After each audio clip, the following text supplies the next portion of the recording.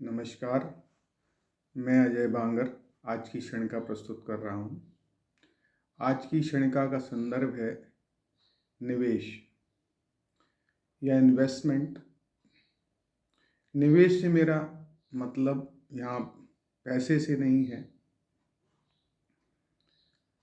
होता यूँ है कि हम देखते हैं कि हमारे जो संबंध हैं उन लोगों से ज़्यादा अच्छे नहीं रहते जो हमारे क्लोज रिलेटिव हैं, परिवार के लोग हैं, पड़ोसी हैं या साथ में कार्य करने वाले सहकर्मी हैं।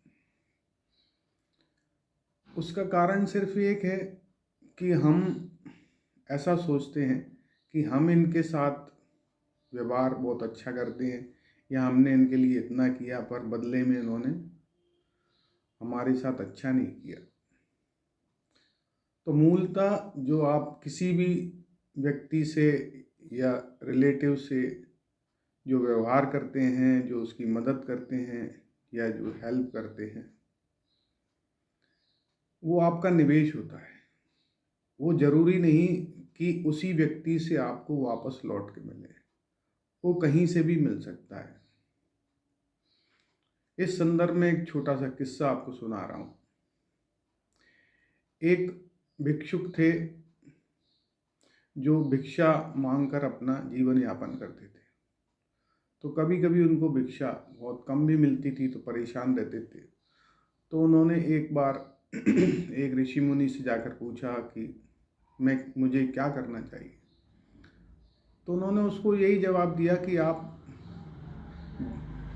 जो आपसे मदद चाहता है उसकी आप मदद करें तो आपकी भी लोग मदद करेंगे।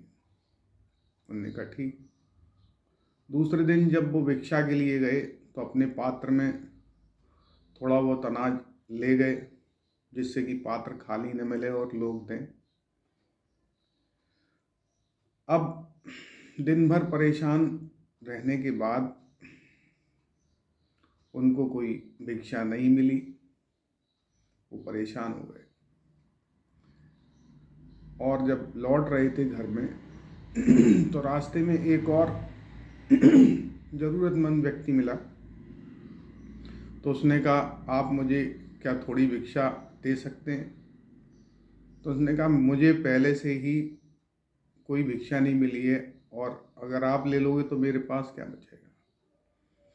फिर भी उन्होंने ऋषि मुनि की बात ध्यान में रखकर उसको थोड़े बहुत अनाज के दाने भिक्षा में दे दिए कि आज मैं इतना ही दे सकता हूँ, और घर वापस आ गए।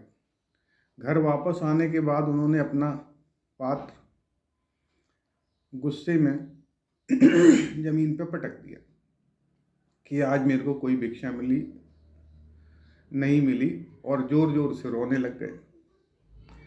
पर पात्र जमीन पर जैसे ही पटका उन्होंने, तो जितने दाने उन्होंने अनाज के उस गरीब व्यक्ति को दिए थे उतने दाने वो सोने के हो गए थे। अब वो इस बात पर रोने लग गए कि मैंने उसको ज़्यादा अनाज क्यों नहीं दान दिया ताकि और ज़्यादा अनाज सोने का हो जाता। तो पहला रोना इस बात के लिए था कि मैंने उसको भिक्षा दे दी। दूसरा रोना इस बात के लिए था कि मैंने भिक्षा उसको कम क्यों दी। तो निवेश करते समय ऐसा ना सोचें। आपकी जितनी श्रद्धा हो, जितना आप सहयोग कर सकते हैं ज़रूरतमंद लोगों के लिए करें। आपको ईश्वर दूसरी तरफ से देगा। धन्यवाद।